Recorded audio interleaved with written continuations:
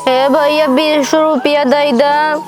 हमारे पैसा कहाँ बाटे रे, हम कमाई तो माई दिखा, हम खुद सोचत 10-20 रुपया कतो मिले। डब्बो कपड़वा सोई जाता को तो कमाता गद रहे कमाए, हमसे कौनो कमाए ना होत का करी। रुको जरा सबर करो। कहे 20 रुपया दे दा, हमें 20 रुपया ना दे उन्हें काम लागी ना तब उन्हें हम बताई।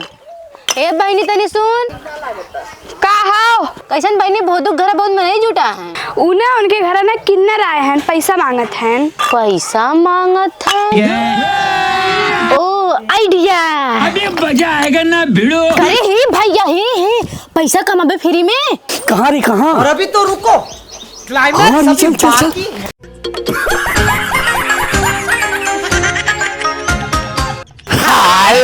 दे दे रे। अरे चल दे ना चिकनी। ई का हो तहां लोगन के? हमने पैसा कमात है। इहे कुल करे के भाई